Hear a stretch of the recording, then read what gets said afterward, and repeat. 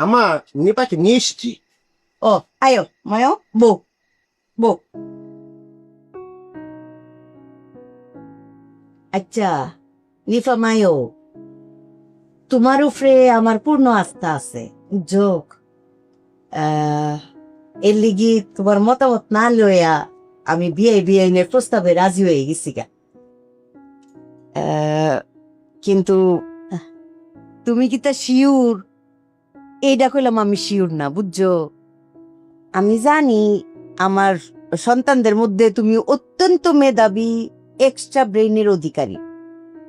তুমি যার কারণে আমার কথার অবাধ্য হইবা না, এই ভরসাতেই আমি রাজি হইছি। তারপরেও চিন্তা করতেছি যে ফুলার তো আফনা মা বাপ না, ফুলা লম্বা চূড়াও না, চেহারা সুরত বেশি বংশীয় তেমন না। তারপরেও ফুলাডার কোনখানে যেন একটা মায়া আছে। এই কারণে মনে করো যে আমি বিয়ে কথা দিয়ে এলছি, বুঝছো?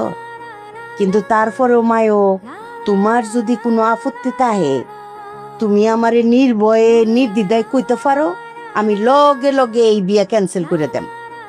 নিপা বল বল কর। তুমি কি তা শিওর? বল না। আপু এই বিয়ের ব্যাপারটা আমার কাছে আতঙ্ক লাগে। আমার না বলেছে। এই চুপ থাক তো। বল। কাউকে না কাউকে তো একদিন বিয়ে করতেই হবে। আমার কাছে মনে হয় অপরিচিত কাউকে বিয়ে করার চেয়ে পরিচিত, চেনা জানা, কাছের কাউকে বিয়ে করলেই তো হয়। দেখলি বোন নিপা, আম্মা তোকে জিজ্ঞাসা করেছে, তুই সরাসরি উত্তর দিয়েছ অন্য, তুই এত পেঁচাচ্ছিস কেরে?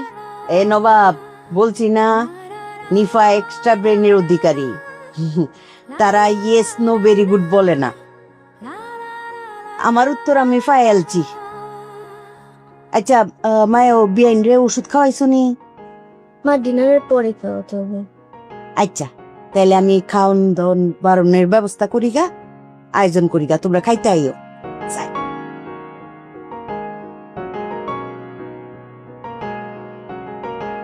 এই আপার যে কারণে মিটিংটা বসানো হয়েছে, নিপার সম্মতি জানার, ইয়েস অর নো, ও তো কিচ্ছু তাই বললো না। আমি তো কিচ্ছু তাই বুঝলাম না, তুমি কিচ্ছু তা বুঝেছো?